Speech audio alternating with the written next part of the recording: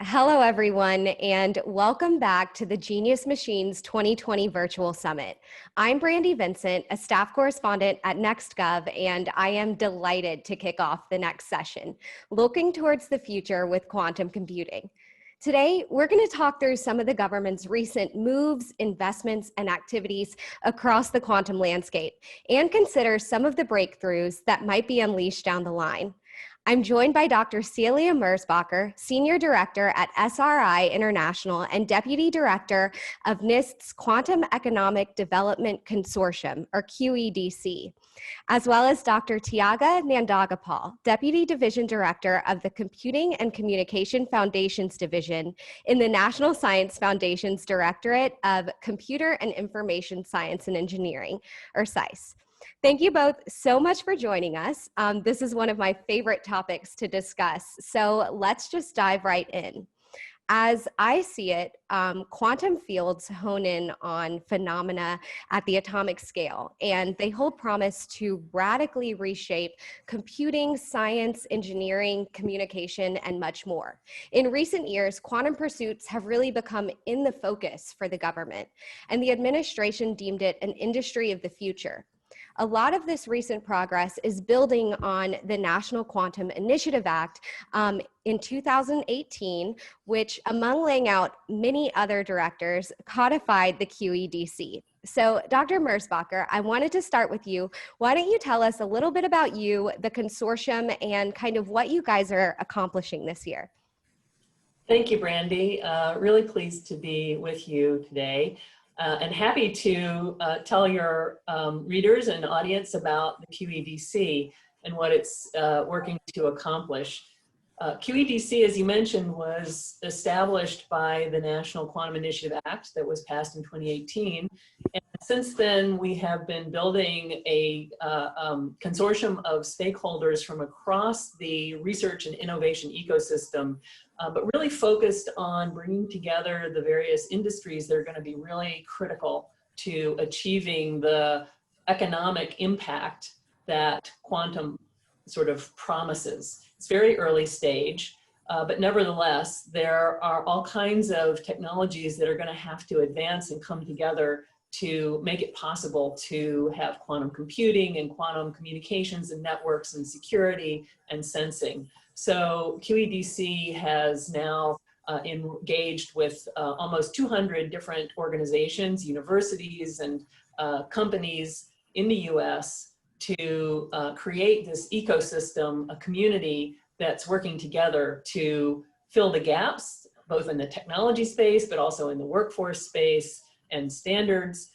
to make sure that the US is in a leadership position and ready to get the economic benefits, but also to meet the government's needs that quantum promises for the future.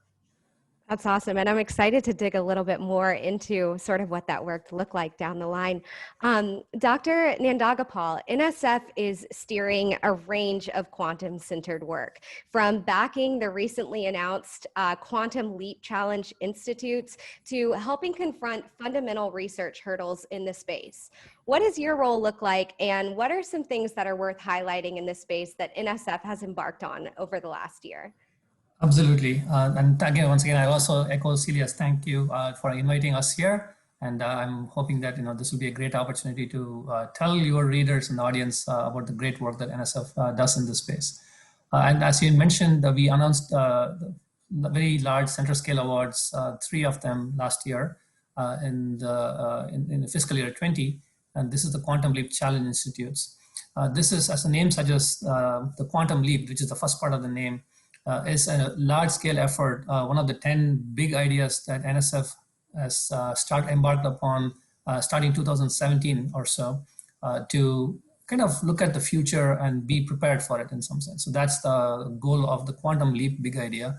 As part of this, I want to kind of take a step back, right? We didn't just suddenly decide that quantum was the in thing and therefore we should do this. NSF has been funding quantum research since 1970s, and in some sense, quantum funding has gone up and down. There's been ebbs and flows in how much money goes from the federal government towards quantum research. But NSF has been the steady underlying foundational investment that we have been making. much of the discussion about quantum and the excitement around it comes from an algorithm that was presented in 1993 by Peter Shor, and a mathematician at MIT, who basically said that current encryption algorithms can be broken if one could develop a quantum computer. And this is how the quantum computer would go about doing so. Now, that in some sense is what set the scare and say, okay, we have to start working on quantum computers for those who wanted to break those codes, but we have to also work on quantum communication for those who did not want to break those codes, right? So we wanted to have both. But what is less known is that that particular work that Peter Shor did relied on a concept called a quantum Fourier transform, which came about work funded by NSF. Research on randomized algorithms and complexity theory and quantum computing, which in some sense is, so I can say that what NSF did in terms of funding this research has led us down a path where we all find ourselves today, right? Where we find ourselves today is super excited about the future because we can see what the potential of quantum is. And now I'm one of the co-chairs Quantum Leap within NSF. And we kind of try to steward the funding and try to corral the disciplinary research that we fund on a regular basis with this interdisciplinary convergent activity that the Quantum Leap effort is trying to do. And the centers that we funded in the last the three of them that we funded in the last year is one example of this kind of convergent activity that we are trying to accomplish. And we expect to see more happen in the next 2 to 3 years. Yeah, thank you so much for sharing that. And I'm really excited to see how those pan out. You also raise a really good point, which is kind of what my next question was going to get into. Quantum information science, quantum computing, those ideas have been around for a while, but on the very surface level, especially considering kind of the government and the administration's recent actions, it all feels kind of novel. So the White House only recently just launched quantum.gov, and at the time they had published a report highlighting research areas that must be prioritized to really ensure US can reach that full quantum potential. So I want to really talk about what does that full quantum potential look like? Dr. Versbacher, starting with you, where are your thoughts on that? And sort of what is the consortium's position on it requiring a sort of whole of society approach? That's a great question. There's the quantum science advances that agencies like NSF are investing in and helping to happen are really the sort of input and foundation, the sort of field of many flowers from which we get to harvest and create things that have practical application. And in the case of quantum information science, that ranges from the ability to have super sensitive sensors that could be huge improvements over our current technology for measuring brain imaging or for finding things underground for defense and military purposes, perhaps for navigation, for making sure the energy grid is safe and secure, for driverless vehicles, which don't even exist today yet and are going to demand all kinds of capabilities and assurance that quantum might help to provide, to computing capabilities to allow drug companies to discover drugs and various sort of chemical modeling to be done that would make possible all kinds of new materials and structures and devices that could be put to use that we can't even really imagine. So the applications, it's really a tool in some ways that will open sort of the imagination of innovators to create things that will have value that we can't, predict. So there's such a broad set of possibilities, and yet it's all somewhat to be developed. And so that's why it's really a good time and important for the government to step in and help prime the pump and help support the cost of these initial research and development phases that will then make those tools available to all sorts of industries. And again, having a consortium where the users can come together and say, if I only had this capability, then I could imagine disrupting my industry in ways that would be, really beneficial for society and beneficial economically as well. So I think that there's this point in time today where we're bringing together the people who are doing the very basic research, giving them a sense of what their work what their results could be used for. So that sort of drives towards really useful outcomes, what I think of as use-inspired research that at the end of the day will put in the hands of the innovators, and those applications will start to flow, and making that happen as efficiently as possible, I think, is what the National Quantum Initiative and QEDC are about. That's great. And in the same way that we heard from Dr. Nandagopal about sort of the institutes and kind of NSF's pursuits also involving academia and different parts of industry, it really does seem like it's a three-pronged across the board. Kind of the US's pursuit of quantum is this three-pronged whole of society approach. Is that kind of what you're getting from your role at QEDC? Very much, and we haven't touched upon yet, and we don't have a representative from the Department of Energy, but they also have stood up a investment recently, right, with their government lab-led teams in areas, again, that are pointing towards really practical applications at the end of the day, but recognizing that their investment, which is in advancing the science for various fields, is a piece of that puzzle overall. So having the government investment, having the academic pursuits, and universities play this really critical role where investments by NSF in a field, while that advances the field and state of knowledge, the students that are doing their studies with that funding go out and graduate and work in the companies. So it all comes full circle at the end of the day. And then the companies, get that sort of knowledge when they hire those students, and they take it forward into real world products and services. Absolutely. And sort of related to that, Dr. Nandagopal, I would love for you just to dig a little bit deeper into that question around realizing the real world applications. In your mind, especially with your sort of background in computing, how does quantum, for those who aren't as familiar with it, really compare? What is the potential that it holds compared to the high performance supercomputing that we already have? And I'd also love in that process for you to fill the audience in on your notion of the sort of different strands of contemporary quantum interests that we previously discussed, because I think that's related and fascinating as well. Absolutely. So I think you asked a question about how does it relate to the power of supercomputers today and what quantum can do. So to help understand that better, because most people don't have a good sense of what a current supercomputer can do, right? So I would like to draw on an analogy which is my favorite, which is if you go back to the 1950s, when the earliest computers were being built, these computers would fill up the size of a room, and they could do one thing really well, which was adding and multiplying numbers really, really well. And they would just spit out these things really fast than any human computer could at that point. So coming from then, 1950s, where they kind of demonstrated the power of digital computation, but that's the best they could do, was like multiply really large numbers and do some complex calculations, to today, where your smartphone has more power than the guidance computer that took humans to the moon, right?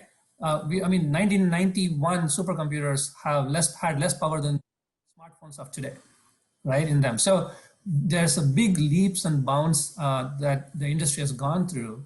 And quantum computing today is where classical computing, the digital computing, was in the 1950s. So we have a proof of concept. We know we can do certain things. And we kind of can foresee what would happen if we kept going on this path. Similarly, in the communication realm, 1968, the first two computers were connected, and they kind of were able to send some bits across, and they were able to send a packet across. But now I'm talking to you, all of you, on this fancy, sophisticated communication networks that can do amazing things. And we are again in that early stages where we have connected two quantum machines together, and we are able to establish a quantum channel where communication can happen in that realm. So what we are trying to do instead, we have learned from the digital world, and we know that it's what's possible, right? If academia and industry and the government work together, we know what can happen. And it took us about 30 to 40 years before we are in a very comfortable place with it, where it became mass market technologies. We are in some sense hopeful, like what QEDC and NSF and DOE are all trying to do with this massive investment that we are making right now is to compress the time frame to maybe 10, 15 years. So instead of waiting 30 years, perhaps by 1930 or 2030 or 2035, we may be having desktop quantum computers that can do some fancy stuff that we can't think of. And we'll all be using a quantum network to do our financial transactions that we can be highly confident that can't be broken into, right? So that's just an example of where we are today and where we expect to be, right? And many of these calculations that people talk about today are things that supercomputers won't be able to do. This is the term that is used in literature called quantum supremacy. Basically, things that a quantum computer can do that a supercomputer will take hundreds or thousands of years to do. And there are some examples of it, which is like Shor's algorithm being one, factorizing large numbers, and there are other examples that are out there that are in some sense proof points for what quantum computers can do. So with that said, there are, for folks who are today listening to this and wondering, what does it mean to me in the, as a federal government employee? I mean, what am I supposed to do? There are three perspectives that one has to keep in mind, right? So it is strategic, tactical, and operational. So if you are a strategic, an individual who's engaged in strategic pursuits, basically your job is to plan for the future within the government.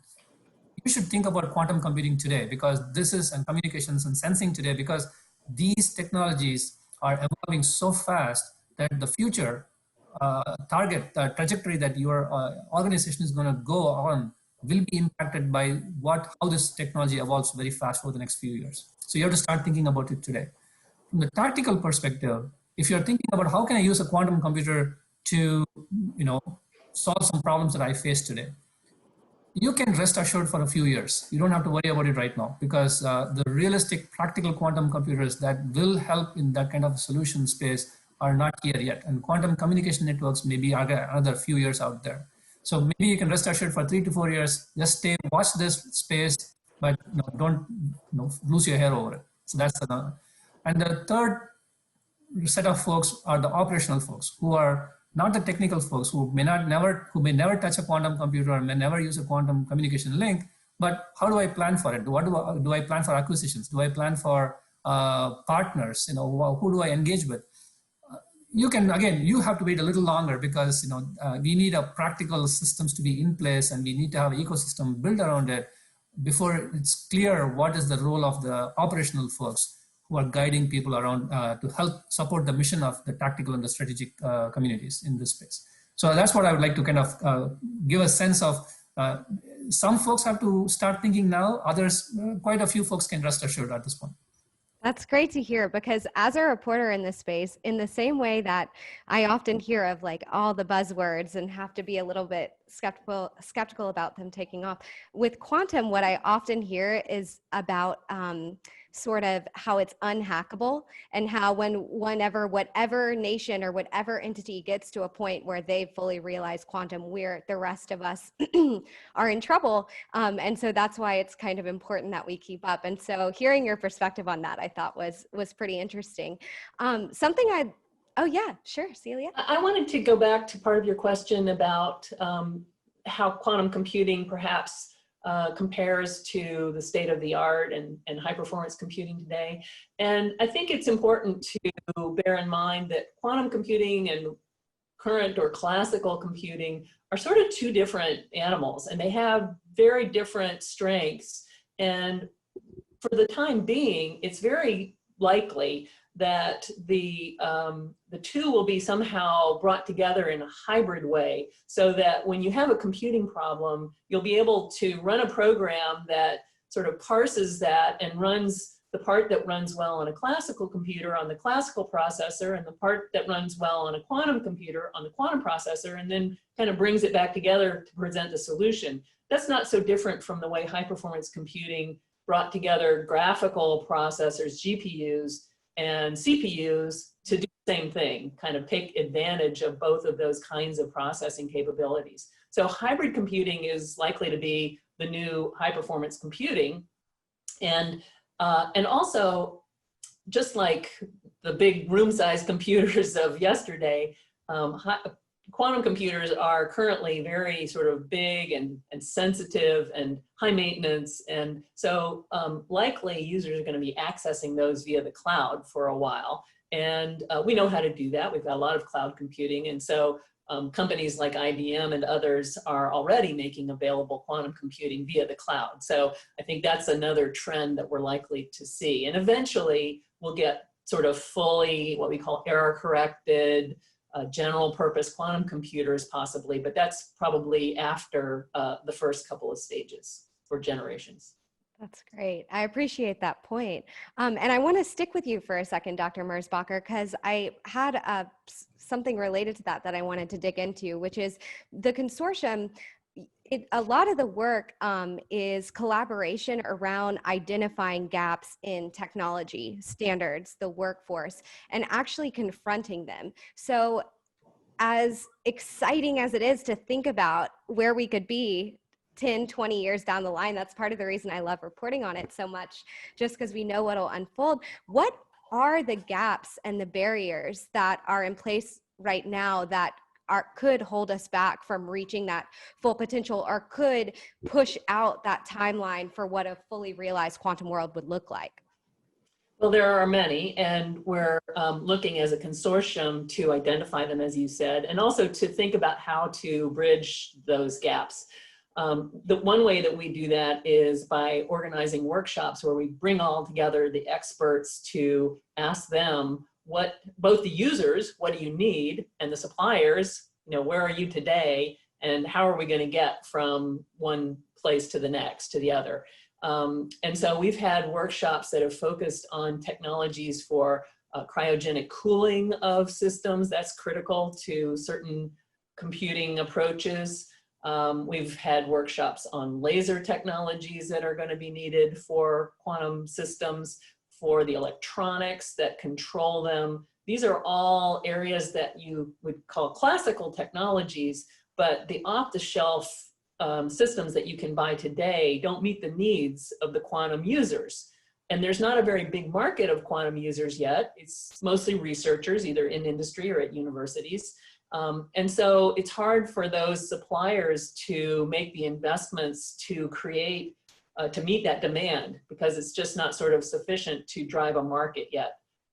So we're helping again to bring some government resources towards addressing those particular needs, and working together with industry so that we can start creating that supply chain of all those different technologies. Another workshop that we're planning now is looking at how do you take the early software that's being written to run on computers. You don't have to wait until there's a computer to write software, it turns out. So there are companies and organizations and researchers working on software, and then there are all these different types of hardware. Well, how do you sort of run all these different types of software in different languages on different kinds of hardware? That's a computer science problem. We've addressed it in the classical world, and so it's time to start thinking about that already in the quantum world. So these are all areas where the community needs to come together. It's important in a consortium to focus on things that are sort of going to help everyone. They're not so much competitive, and you can then kind of give everybody what they need in order to compete in the marketplace, with their own products and technologies. Yeah, it must be really neat for you to see like all of these entities that are usually competing against each other under this roof, working together for sort of the greater cause. So it sounds like some really interesting stuff. And Dr. Nandagopal, I'd love to follow up with you. In your mind, what are some of the obstacles that you're seeing with quantum computing and these other kind of fields going into fruition? Is it networking? Is it standards? Is it all of the above? So I would agree with everything Celia said, and I'll add one more, right? And this is often the critical part of it in some sense that people take for granted, which is the people who need to work on these problems. You need the students and the engineers and the scientists who need to solve these problems. And right now, artificial intelligence, for example, is an amazing field that is drawing a lot of attention. However, quantum computing, because it is driven by the world of physics, there's a conceptual barrier that people have that says, oh, in order to work in quantum computing, I need to understand physics. And physics, my God, who wants to learn physics, right? It's hard. Einstein had trouble with quantum phenomena, and so people have this barrier in their heads. So one of the things that NSF is trying really hard, and we are focusing on this for the long term, is to create abstractions where a computer scientist, somebody who just knows regular programming, does not need to know anything more about quantum computing beyond a few simple mathematical concepts, and they can get in and start programming. And similarly, engineers who need to build the quantum systems of the future need not know the physics of how get into a quantum state, but rather create the abstractions where they can say, this is what I need to build a quantum system, and this is how I can improve it, right? So we are focusing on the training piece, and this training we are increasingly realizing does not start after you finish your undergraduate degree. It has to go down, even to the level of high school and even middle schools, because a quantum world requires us to think in a probabilistic fashion. And probability is something that humans have a very hard time with. That's why we keep losing money at playing the lottery every time, right? And we need to, in some sense, start inculcating that thinking. And we are working on that right now with the White House. There's a recent Q12 partnership that we announced, again, with industry and many federal agencies. NSF is leading the effort. And we are really eager to solve that critical piece. We want to churn as many graduates as needed that industry can leverage and benefit from, so they can solve the vast space of problems that remain to be solved in this area. That is one big gap. And of course, I think continued research funding is important. We have seen a quantum winter that happened. So we had, after the Shor's algorithm was developed, there was a big spurt in funding because everybody was scared. They wanted to fund this thing. And then the results were harder to get and the attention waned into other things. And then we kind of dropped the funding. So that led to a lot of folks who are really highly trained in this area moving on to other areas because there's no more money to work on. So that led to a lull in the research output. Luckily, there were agencies, NSF and ARPA, IARPA and others were funding this continuously to some extent at smaller levels, which enabled the critical breakthroughs to happen, which then got industry attention. And then, of course, we know the new history. Now it's led to a resurgence in interest. We want to make sure that there's no another quantum winter. It doesn't happen. And, we want to make sure that we can sustain this level of funding to keep that research activity at the high levels that we would like to see to realize this future. So the workforce and continuity of funding are the two big barriers that I would say that we should always be aware of. Yeah, and I'm so happy that you mentioned sort of the workforce and inclusivity, because that's where I wanted to go next, sort of highlighting that national Q12 education partnership. It seems like kind of systemically technical fields haven't been as diverse, but with quantum, to me, it appears that there's almost this opportunity to, if you're introducing these sort of points into curriculums that are K through 12, and also focusing on underrepresented communities in that process, it's like making it a point to build that in so you don't see kind of those issues down the line. But right now, either of you, how does the quantum workforce look specifically in terms of diversity? Well, I'll jump in first. It's definitely a recognized challenge, and it's not new to quantum, as you note, but maybe we have an opportunity because it's still early days. And so attracting people, men and women, or different backgrounds and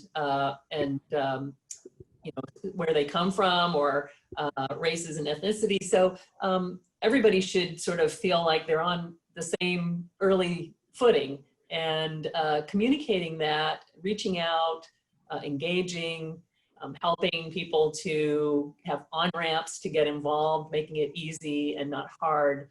I think are approaches that universities are using, the sort of outreach to K through 12 programs and development of those, as well as industry. So there's sort of roles for everybody to play in opening and making welcome a diverse workforce. Right, and NS, just to piggyback on that, right now, NSF is really focusing on broadening participation, especially with quantum computing and communication and sensing. We think as a new opportunity. In some sense, we have an opportunity to correct the mistakes that were made in the other technology fields because we are starting from scratch. So we are reaching out to minority serving institutions and aggressively communicating the need for diversity in the workforce, starting at the university recruitment level. So expect to see more coming from NSF in the future days. That sounds really promising. I think we're almost out of time. So just real quick, I had one last question for each of you. What is sort of a goal that you're looking forward to in the quantum space for your organization to go after and accomplish in the next year? Dr. Merzbacher, we can start with you. Okay, well, I've been saving this, and I know that you have a number of viewers who are from the defense community, and so I'd like to, we focused a lot on quantum computing, but there are some other applications that are particularly valuable for the national security side of things, sensing, position, navigation, and timing technologies. These are where the Defense Department and national security agencies are focusing most right now. And QEDC has just stood up a committee on quantum for national security. So if anybody who is watching is interested in learning more about getting involved with that, whether you're on the government side or the industry side, feel free to go to the QEDC website, quantumconsortium.org, and you can get in touch with us.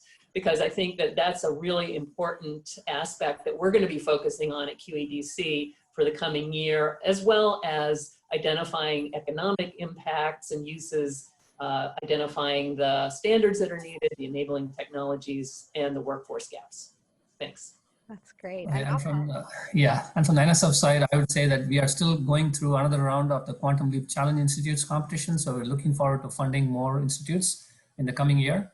And again, as I mentioned before, the workforce part is something that we are paying a lot of attention. So you'll expect to see, and I'm looking forward to it, to see programs that are targeting increasing the diversity and the representation of the community that we would like to see in the quantum computing space and communications area. And I think lastly, I think one of our hopes is, the Quantum Leap Challenge Institutes addressing different specific problems could be brought together to create the sort of grand challenge that unifies sensing, communication, and computation together to show the potential, showcase the potential of it. So we would love to see something in that space happen, and I'm hoping that we could make it possible. That's so exciting. Well, I can't wait to see what you guys accomplish in the next coming years. And I really appreciate your time today. As for us, that's all the time we have. Doctors Merzbacher and Nandagopal, thank you so much again. And thanks to our audience for watching. I hope you learned something along the way. We still have a couple sessions left, so be sure to stay tuned, and thanks again.